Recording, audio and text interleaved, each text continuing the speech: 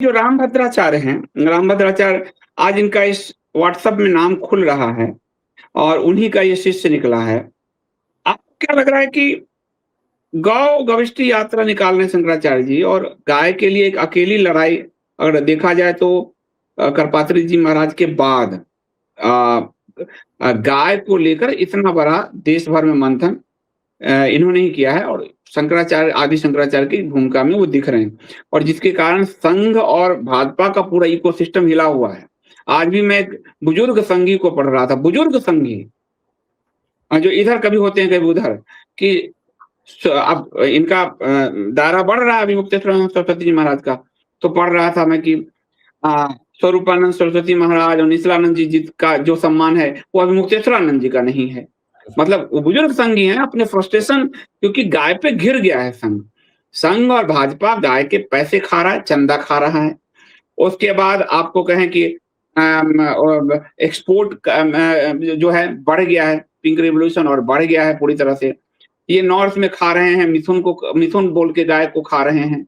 कहीं पर ये इनके मंत्री पकड़े गए हैं गाय की तस्करी करते हुए। बीएचपी बजरंग दल के लोग गाय की तस्करी करते पकड़े गए हैं। ये जो आशुतोष है ये खुद गाय की तस्करी करते हुए उसमें 1 लाख रुपए रिश्वत देते हुए पकड़ा गया है।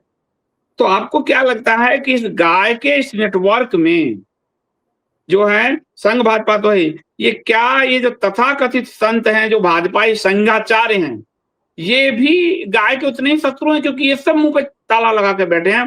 गाय के इस आंदोलन में ये सरकारी संत, दरबारी संत जो हैं, ये एक लफ्ज नहीं बोल रहे हैं, तो ये किस तरह के हिंदू संत हैं फिर?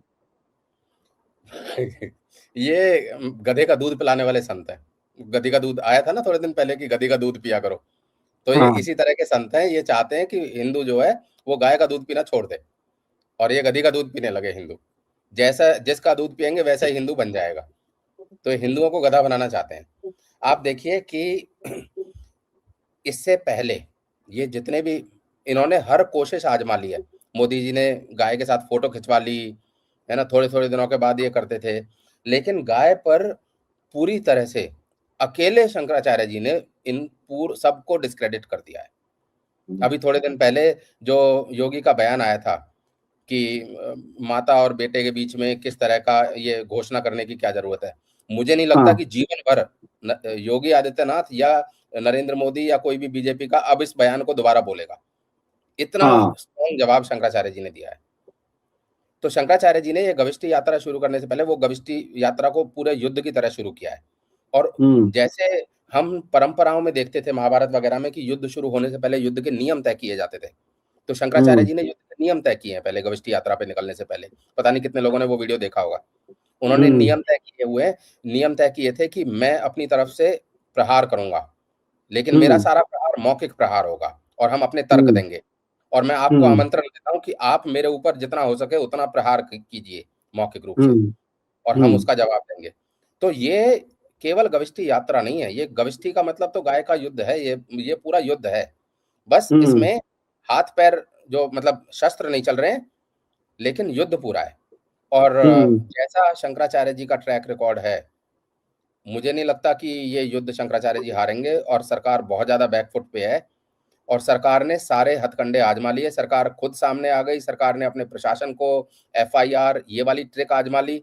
सरकार ने ऐसे जो सरकारी बाबा थे, कोई योग गुरु, कोई कथावाचक, कोई ये सबको उतार के देख, सब डिस्क्रेडिट हो गए हैं। योग गुरु को देखिए, वो कह रहे हैं कि पहले शंकराचार्य गाय तो पाल के देखें। अरे आपको पता ही नहीं कि शंकराचार्य जी के पास कितनी गौशाला है, आपको कुछ नहीं मालूम है। आप बैठ के सिर्फ मोदी चालीसा पढ़ने वाले पूरा आपका जीवन बीता और हम लोगों को भी मूर्ख बनाते रहे।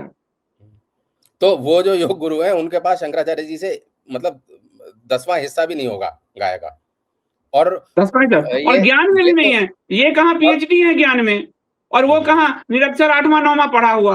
और आप देखिए, और गाय की जो जानकारी है ना संदीप भाई, एक तो होता है गौ पालन करना, एक होता है गाय की जानकारी होना।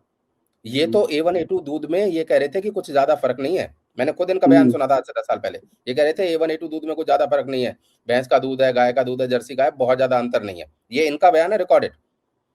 तो जिसको ज्यादा कुछ पता नहीं है वो ज्यादा कुछ जानता भी नहीं है, तो वैसे कंपैरिजन करना में कोई पॉइंट ठीक नहीं है। हाँ।